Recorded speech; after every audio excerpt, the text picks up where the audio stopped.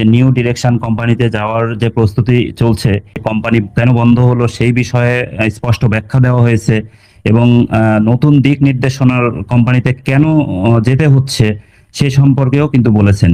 আমাদের lovely CO মহোদয় এখানে বেশ কিছু বিষয় এত চমৎকার ভাবে তুলে নিয়ে আসছেন এখানে, যে এখানে আসলে কোনো বাইরের শক্তি বা কোনো এজেন্সি দ্বারা কোম্পানি বন্ধ হয়নি, এখানে অভ্যন্তরীণ সিদ্ধান্তই ছিল এটা বন্ধ করার। আর এটা এই কারণে সিদ্ধান্ত ছিল যে এখানে এমন কিছু লোকজন এমন কিছু অ্যাক্টিভিটিসদের সাথে যুক্ত হচ্ছিল যেটা কোম্পানির আসলে মূল্যবোধের সাথে যায় না, মূল্যবোধের সাথে অসামঞ্জস্যপূর্ণ ছিল, যার কারণে কোম্পানি বৃহৎ স্বার্থে ভবিষ্যতে আরো যেন ভালো ভাবে চলে এই কারণেই বন্ধ করেছিলেন। এবং প্রকৃত নেতৃত্বের মাধ্যমে, জ্ঞানের মাধ্যমে, স্পষ্ট দিক নির্ণয়ের মাধ্যমে আমরা জয়ী হব, এরকম ভাবেই কিন্তু নিয়ে আসা হয়েছে আজকের এই পপ আপের মাধ্যমে। তো চমৎকার একটি পপ আপ, এটা সত্যি ভালো লাগার মতোই একটা বিষয়। তো এইভাবে আমরা হয়তো আরো ঘন ঘন বা কম দিনের মধ্যে আমরা আরো পপ আপ পাবো।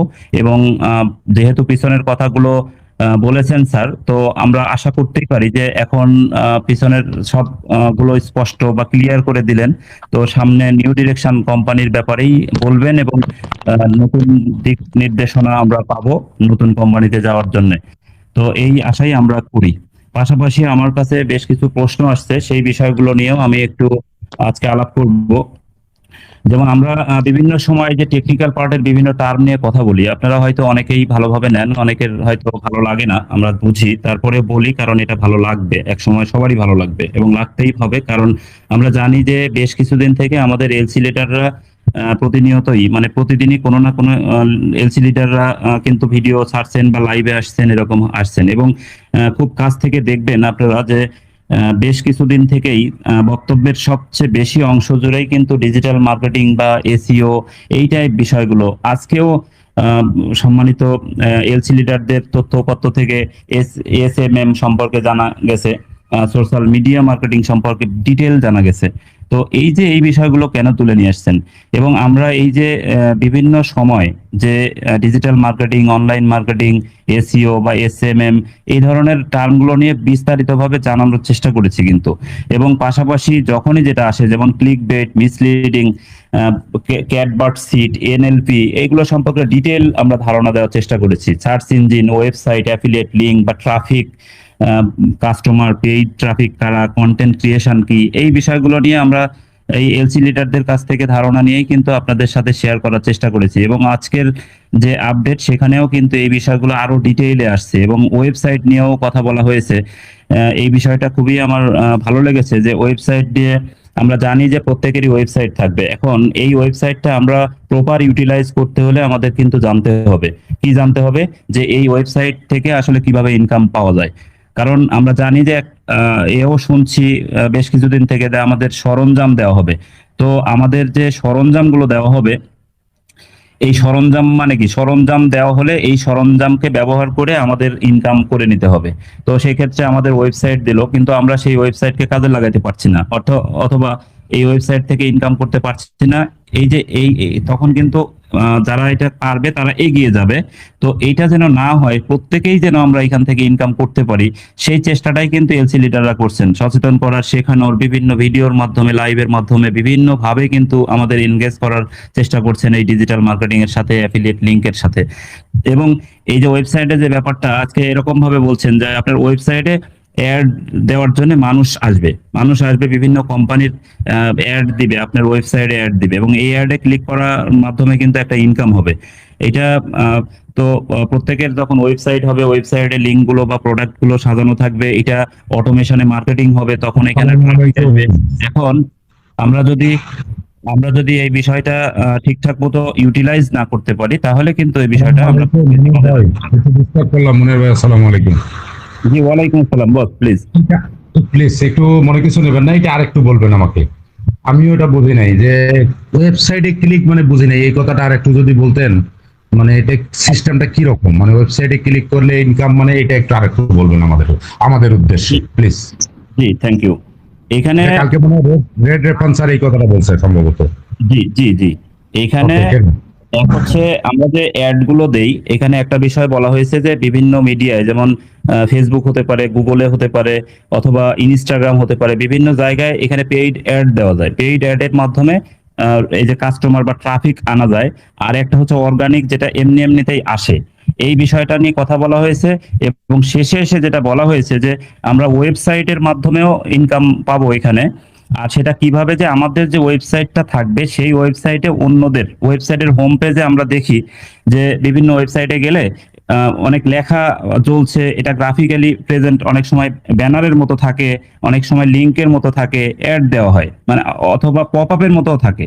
আমরা কোনো ওয়েবসাইটে ঢোকা মাত্র একটা পপ আপ সামনে চলে আসে, সেই পপ আপটা পড়ে এইটা হয় ওকে করতে হয়, অথবা কেটে দিয়ে তারপর ওয়েবসাইটে যেতে হয়। এটাও কিন্তু এই পপ আপের মাধ্যমে অ্যাড। তো আমাদের যখন ওয়েবসাইট থাকবে, এই ওয়েবসাইটকে জনপ্রিয় করার জন্য বা কাস্টমারের কাছে পৌঁছানোর দায়িত্ব নিয়েছে কোম্পানি। কোম্পানি অটোমেশনের মাধ্যমে কিন্তু এই ওয়েবসাইটটার প্রচার করবে, এবং ওয়েবসাইটটা যেহেতু সজ্জিত থাকবে, তাহলে এই ওয়েবসাইটে যখন বিভিন্ন কোম্পানির, এখানে লক্ষ লক্ষ কোম্পানি অ্যাড দেওয়ার জন্য বসে থাকবে। কারণ যখন কোম্পানির মাধ্যমে পুরো ওয়ার্ল্ডে এই ওয়েবসাইট গুলোর একটা প্রমোশন চালানো হবে, তখন অনেক কোম্পানি দেখবে যে এখানে প্রচুর পরিমাণ ট্রাফিক আসছে, এইখানেই আমার অ্যাডটা দেব। তখন এই এই ওয়েবসাইটে এই অ্যাড গুলো দেওয়া হবে, এবং সেটা বিভিন্ন রকমের হয়। একেবারেই হোম পেজে, উপরে নিচে, বিভিন্ন ভাবে এই অ্যাড গুলো এখানে দেওয়া হয়। এই অ্যাড গুলোতে যখন এই ওয়েবসাইটে মানুষ ঢুকবে বা ট্রাফিক আসবে, তখন এই অ্যাডে ক্লিক করা মাত্র একটা ইনকাম হবে। অর্থাৎ ওই যে যে কোম্পানি এই অ্যাডটা দিয়েছে, ওই কোম্পানি টাকা দিবে। কাকে দিবে? এই ওয়েবসাইটের মালিককে। ওয়েবসাইটের মালিককে, আমরাই তো মালিক। যার ওয়েবসাইটে যত বেশি আসবে, সে এটা করবে। এখন ব্যাপার হচ্ছে যে এখানে নিজের কিছু কাজ থাকবে। আমার এই যে ওয়েবসাইটটা আমি কিভাবে সাজাবো, আমার এই অ্যাডটা আমি কোন ধরনের কোম্পানিকে অ্যালাউ করব না করব, এগুলো কিন্তু নিজের হাতে এই কিছুটা থাকবে। এখন আমি সেটা প্রপারলি করতে পারবো তখনই যখন আমার এই ওয়েবসাইট সম্পর্কে ভালো ধারণা থাকবে, জ্ঞান থাকবে। আর এই যে জানানোর ব্যাপারে এই মেসেজটাই এলসি লিডাররা দিতে চাচ্ছে, যে এই যে এই মার্কেটিং সিস্টেমটা একটু জানা থাকা লাগবে। একটা ওয়েবসাইটে ঢোকার অভ্যাস থাকতে হবে। আমি গতদিনও বলেছিলাম যে আমরা এখন থেকেই ব্রাউজ প্রচুর পরিমাণে ব্রাউজ করি, বিভিন্ন ওয়েবসাইটে যাই। এই ওয়েবসাইটে কি ধরনের অ্যাড চলছে, এই ওয়েবসাইটে কতগুলো পেজ আছে, কোন পেজ থেকে কোন পেজে যাওয়া যাচ্ছে, কতগুলো এই যে মেনু আছে, কিভাবে সাজানো আছে, এই গুলো কিন্তু আমাদের এখন থেকে থাকতে হবে। কারণ মনে রাখতে হবে, অ্যাড স্যার সরঞ্জামাদি দিবে, প্রত্যেকের ওয়েবসাইট এসে কাস্টমাইজ করে দিবে না, কিন্তু কাস্টমাইজ নিজেকেই করতে হবে। তো সেই ক্ষেত্রে আমি যদি একেবারেই না জানি, তাহলে এই কাজটা করব কিভাবে? যদিও অনেকের ধারণা যে আমি একেবারে বসে থেকে ইনকাম পাবো। হ্যাঁ, পাবেন, কিন্তু একটু কাজ করলে যদি আপনার ইনকাম ডাবল হয়ে যায়, তাহলে এই কাজটুকু করতে সমস্যা কি? কারণ আমরা তো অনলাইন বিজনেসে আসছি, এটা তো অনলাইন বিজনেস, এটা তো ক্লাসিক্যাল বিজনেস নয়। এখানে যেহেতু আমরা প্রত্যেকেই অনলাইন বিজনেসের পার্ট, অতএব এখানে অনলাইন থেকে ইনকাম করার জন্য নিজেদের কষ্ট করতে হবে, বা করা উচিত বলে আমি মনে করি। তো এইরকমই বিষয়গুলো প্রতিনিয়ত একেবারে ডিটেইলে কিন্তু এই বিষয়গুলো মেসেজটা দেওয়ার চেষ্টা করছে, আমাদের জানানোর চেষ্টা করছে। এমনকি আপনাকে একটা উদ্যোক্তা হিসেবে এখানে ট্রিট করা হচ্ছে, বা এখানে সংজ্ঞায়িত করা হচ্ছে। নিজের বিজনেস এইটাও সংজ্ঞায়িত করা হচ্ছে। এই বিভিন্নভাবে আপনাকে কমিউনিটি তৈরি করতে হবে, এই ধরনেরও। তো এর চেয়ে আর কিভাবে বলবে? এইগুলোই আমার মনে হয় যে মেসেজটা দিচ্ছে। তো নিজেদের অবশ্যই এই বিষয়গুলো সম্পর্কে একটু জেনে রাখা উচিত। আচ্ছা, এরপরে আসবো যে আমরা আসলে বর্তমানে যে ফাউন্ডিং মেম্বারদের আসলে এই এই সিচুয়েশনে, অর্থাৎ যে কোনো সময় নেক্সট ফেজ আসবে, এই যে পপ আপ আসছে, এরপরে হয়তো নির্দেশনা দিবে, এরপরে লিঙ্ক আসবে, কেওয়াইসির ও লিঙ্ক আসবে, আমরা আশা এটা করতেই পারি, বা আমরা সেদিকে যাচ্ছি ইনশাল্লাহ। তো এই যে বর্তমানে একজন ফাউন্ডিং মেম্বার হিসেবে আমার কি করা দরকার, এই বিষয়ে আমি একটু আলাপ করি। সেটা হচ্ছে, প্রথমত যেটা করতে হবে, আমাদের ডকুমেন্ট গুলো নির্ভুল আছে কিনা সেদিকে খেয়াল রাখতে হবে। বা এটা আমরা এগুলো নিয়ে আলাপ করেছি, যে ডকুমেন্ট গুলো আবার কি, আমাদের এনআইডি, পাসপোর্ট বা ড্রাইভিং লাইসেন্স আছে কিনা, এবং সেটা সকল জায়গায় একই রকমের নাম আছে কিনা, বা নির্ভুল ভাবে আছে কিনা, আমাদের জিমেলটা ঠিক আছে কিনা, জিমেলের প্রোফাইল, এই বিষয়ে এখনো ক্লিয়ার করতে পারিনি। অনেকে প্রশ্ন করেন যে জিমেইলে আমার নাম না, তো অন্য নাম দিয়ে জিমেল খোলা।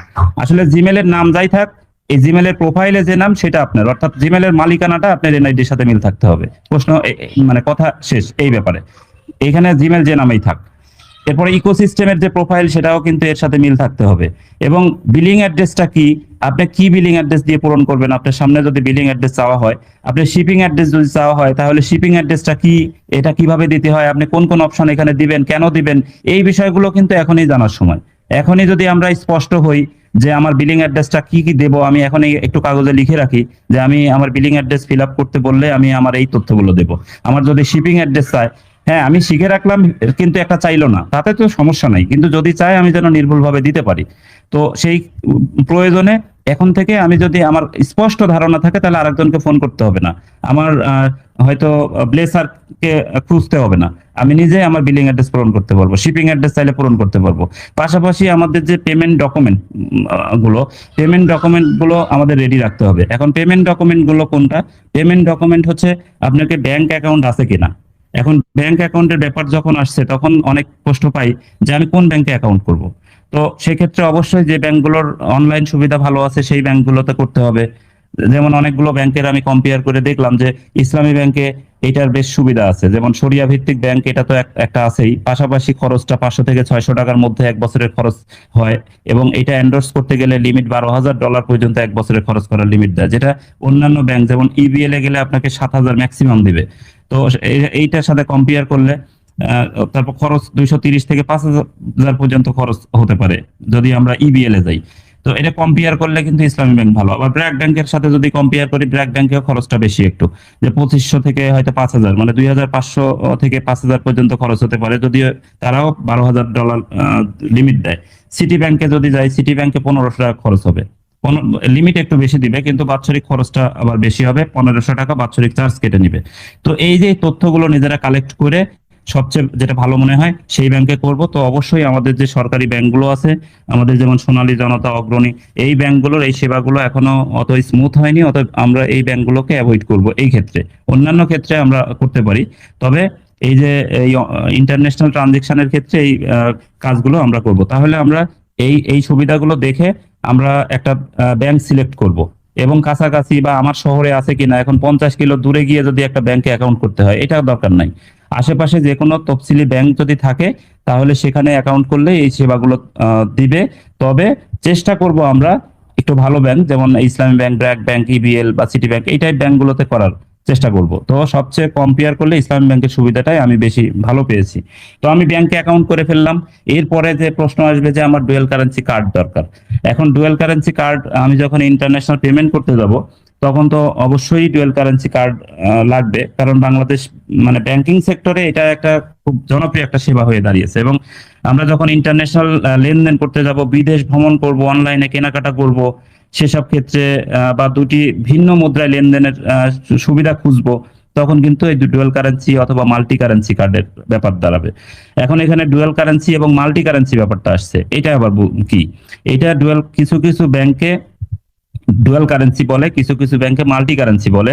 যদিও ডুয়াল কারেন্সির ক্ষেত্রে সংজ্ঞা এরকম যে শুধু ডলারে পেমেন্ট করা যাবে, বাংলা টাকাকে ডলারে কনভার্ট করা যাবে। আর মাল্টি কারেন্সি হলে 30টা মুদ্রায় এটা কনভার্ট করা যাবে। তো এইটা আমাদের দরকার নাই, কারণ আমরা ডুয়াল কারেন্সি এনাফ, কারণ আমরা সবসময় ডলারেই পেমেন্ট করব। তো সেক্ষেত্রে ডুয়াল কারেন্সি থাকলেই হবে, ডুয়াল কারেন্সি কার্ড নিতে হবে। এখন এই যে ডুয়াল কারেন্সি কার্ড নেওয়ার ক্ষেত্রে আবার বিভিন্ন প্যাকেজ থাকে বা বিভিন্ন রকমের কার্ড থাকে। যেমন ইসলামী ব্যাংকে গোল্ড ডেবিট কার্ড আছে, প্রিপেইড কার্ড আছে, প্লাটিনাম ডেবিট কার্ড আছে। তো এটা কম্পেয়ার করলে প্লাটিনাম ডেবিট কার্ডটা নেওয়ার চেষ্টা করবো আমরা, যারা ইসলামী ব্যাংকের থেকে নিব প্লাটিনাম ডেবিট কার্ড দিব, কারণ এইখানে এখানে সুযোগ সুবিধা অন্যান্যটার তুলনায় কিন্তু অনেক ভালো। যেমন মাস ইস্যু ফি 600 টাকা নিবে এবং বার্ষিক চার্জ কাটবে 600 টাকা। আর $12,000 পর্যন্ত এন্ডোর্স করার সুযোগ দিবে, এবং এখানে ইন্টারন্যাশনাল ট্রানজেকশন গুলো ভালো। তো সেক্ষেত্রে আমরা অবশ্যই ইসলামী ব্যাংকে অ্যাকাউন্ট করলাম। ইসলামী ব্যাংকের আমরা অ্যাকাউন্ট করার পরে ব্যাংকে গিয়ে প্লাটিনাম ডেবিট কার্ডের রিকুইজিশন দেব, যে আমার এই অ্যাকাউন্ট। আর অ্যাকাউন্ট করার সময় আমরা সেভিংস অ্যাকাউন্ট করব। অনেকে এই প্রশ্নটাও করেন যে আমি কারেন্ট অ্যাকাউন্ট করব না সেভিংস অ্যাকাউন্ট করব।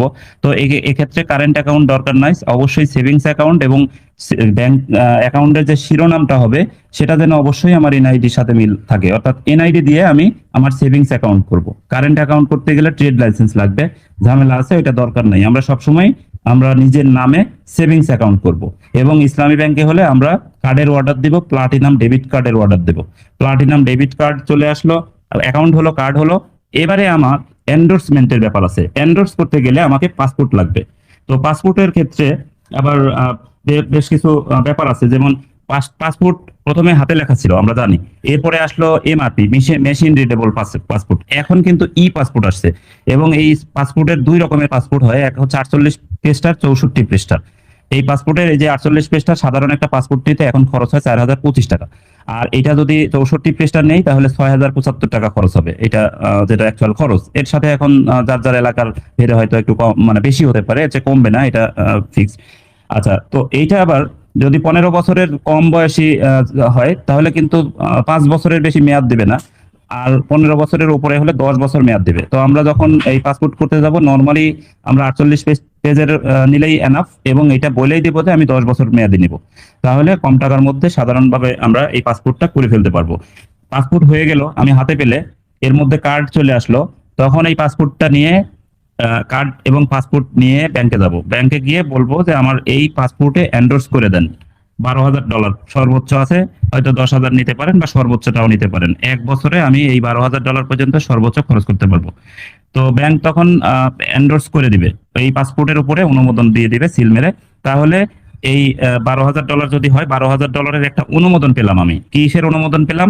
যে আমার এই অ্যাকাউন্ট থেকে আমি $12,000 পর্যন্ত ইন্টারন্যাশনাল পেমেন্ট দিতে পারবো, সেটা হোক ই কমার্সের পেমেন্ট, হোক সাবস্ক্রিপশন ফি। তো যখন আমরা এই পেমেন্ট দেব, তখন আমার এই অ্যাকাউন্টে, আমার যে অ্যাকাউন্টটা করলাম এই অ্যাকাউন্টে টাকা থাকতে হবে। এই অ্যাকাউন্টে টাকা থাকলে আমি ইন্টারন্যাশনাল পেমেন্ট দিতে গেলে, যখন পেমেন্ট দিচ্ছি সেই সময়ের কনভার্সন রেট অনুযায়ী আমার এখান থেকে পেমেন্ট ডলারে হয়ে যাবে, কিন্তু বাংলা টাকা আমার ওই অ্যাকাউন্ট থেকে মাইনাস হবে ওই সময় রেট অনুযায়ী। সাপোজ যদি ওই সময় 125 টাকা রেট চলে, তাহলে 125 টাকা হিসেবে আমার কাছে কেটে নিবে, নিয়ে আমাকে ডলারে পেমেন্ট করতে দেবে। তো এই হচ্ছে মোটামুটি এই পেমেন্ট সিস্টেম বা আমার প্রস্তুতির ব্যাপার। তাহলে আমরা এখানে কি কি বিষয় পেলাম? আমার ডকুমেন্ট গুলো রেডি রাখতে হবে, অ্যাকাউন্ট রেডি রাখতে হবে, এবং কার্ড নিতে হবে, এন্ডোর্স করতে হবে। কার্ড এন্ডোর্স করার প্রয়োজনে পাসপোর্টটাও করতে হবে, কারণ পাসপোর্ট ছাড়া এন্ডোর্স করতে পারবো না। আমার কার্ডও আছে, আমার ডুয়াল কারেন্সি কার্ড আছে, অ্যাকাউন্ট আছে, সব রেডি, কিন্তু পাসপোর্ট নেই, সেক্ষেত্রে কিন্তু আমাকে এন্ডোর্স করে দিবে না। অতএব আমি ইন্টারন্যাশনাল পেমেন্ট করতে গেলে আমার এই এন্ডোর্সের ব্যাপারটা কিন্তু এখানে চলে আসছে। তো এইভাবে মোটামুটি আমরা নিজেকে এখন রেডি করব। তাহলে কয়েকটা বিষয় আমরা এখানে পেলাম। এক হচ্ছে আমার ডকুমেন্ট গুলো রেডি করব, ডিজিটাল মার্কেটিং সম্পর্কে আমরা মোটামুটি অবশ্যই জানার চেষ্টা করব। একটা ওয়েবসাইট কিভাবে চলে, আমি ওয়েবসাইটে কিভাবে ঢুকবো, ওয়েবসাইট কিভাবে ব্রাউজ করব, এই বিষয়গুলো দেখব। ওয়েবসাইটে কি অ্যাড গুলো চলে, কিভাবে চলে, কয়টা অ্যাড চলে, আমরা বিভিন্ন সাইটে গিয়ে এই ধারণাগুলো নিব। আমরা অ্যাফিলিয়েট লিংক সম্পর্কে জানার চেষ্টা করব, অ্যাফিলিয়েট লিংক কিভাবে শেয়ার করতে হয় এবং কোন কোন মাধ্যমে করা যায়, যেমন ইমেইলের মাধ্যমে হতে পারে বা হোয়াটসঅ্যাপের মাধ্যমে, এগুলো আমরা একটু প্র্যাকটিক্যালি দেখার চেষ্টা করব।